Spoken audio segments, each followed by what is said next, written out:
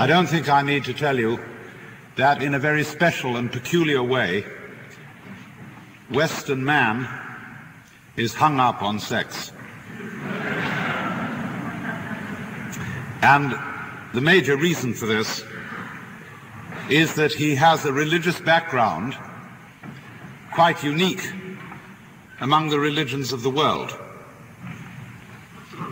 I'm thinking specifically of Christianity, and in a secondary way Judaism, insofar as Judaism in Europe and the United States is strongly influenced by Christianity. But Christianity is, of all religions in the world, the one uniquely preoccupied with sex. More so than priapism, more so than tantric yoga, more so than any kind of fertility cult which has ever existed on the face of the earth. There has never, never, never been a religion in which sexuality was so important.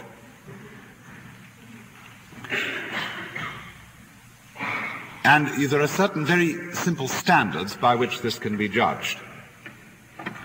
In popular speech, when you say of a given person that he or she is living in sin, you know very well that you do not mean that they are engaged in a business to defraud the public by the sale of badly made bread or anything of that kind. You know that they're not setting up a check forgery business. No. People who are living in sin are people who have an irregular sexual partnership. In the same way, when you say something is immoral, it pretty much means that it's something sexually irregular. I remember when I was a boy in school, we used to have a preacher. He came to us every year, the same man, once a year, and he always talked on the subject of drink, gambling, and immorality. I remember the way he rolled it round his tongue, and it was very clear what immorality was. And also, I might point out that, present company accepted, the Unitarian Church being somewhat unusual, most churches in America and in England and in other parts of the Western world are, frankly, sexual regulation societies. They occasionally get excited about other moral issues, but really not very much.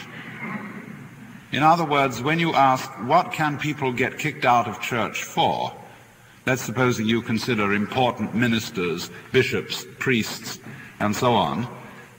They can live in envy, hatred, malice, and all uncharitableness and be in perfectly good standing. But the moment anything about their sexual life becomes a little unusual, out you go. And that's about the only thing you can go out for.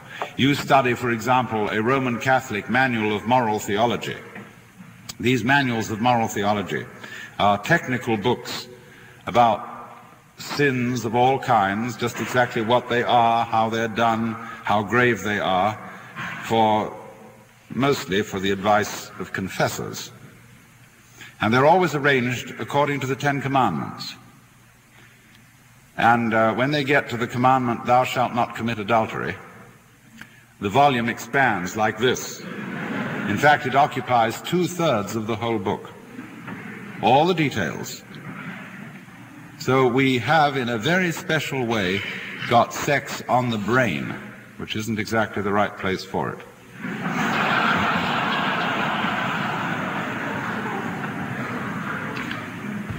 Now, this needs going into because it is not as simple as it looks. There are really two roots of the whole problem. One of them is the problem of why sexual pleasure of all pleasures, as a kind of really supreme pleasure, is singled out for religious people to be particularly afraid of. This is not only true in Christianity. I say Christianity emphasizes it in a certain way, but in Asian religions also, especially in India, there is a prevailing view that if you want to attain real heights of spirituality, the one thing you must give up is sexuality, in the ordinary sense of genital sexual relationships with man or woman, as the case may be. And this reflects in part, you see, an attitude to the physical world, because it is, after all, through sexuality that we have, along with eating, our most fundamental relationship to materiality, to nature, to the physical universe. And it is the point at which we can become most attached to the body, to the physical organism, to material life. That's one reason why it's problematic. The other reason why it's problematic is more subtle.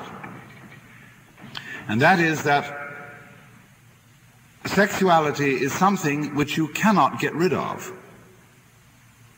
Do what you may, life is sexual, in the sense, for example, that you are either male or female. There are various other gradations, but basically they are forms of maleness and femaleness, and also that every one of you is the result of sexual intercourse.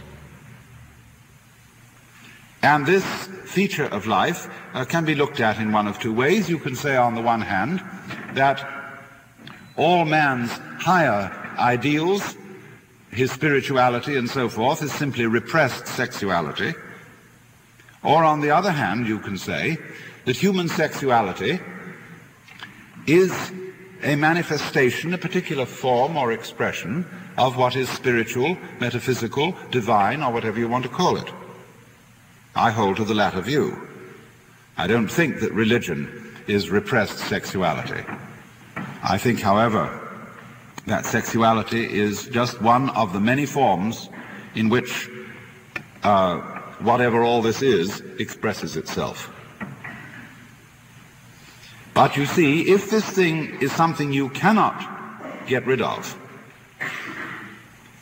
and if you realize that indeed a way of life in which sexuality is in some way put down or repressed is nonetheless an expression of sexuality, then we come to a view of a religion in which sex is a very special taboo, which is rather unusual. It's normally said, you see, yes, Christianity is a religion in which sex is taboo, and there's simply no getting around it. I know up-to-date ministers today think sex is all right. It's perfectly okay if you're married and you've got a mature relationship with a woman. It's all right. And they kind of damn it with faint praise. But if you read anything of Christian writings prior, shall we say, to 1850, to set a date rather arbitrarily, you will find that it's not all right.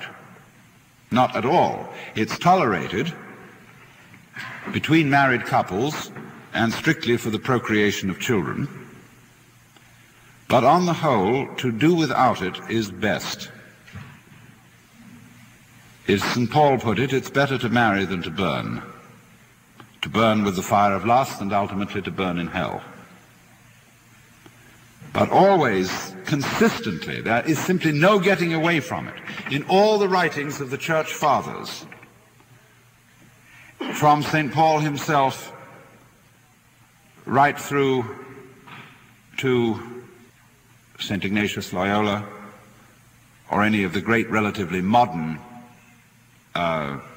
leaders of Catholic spirituality, or you can look at Calvin, you can look at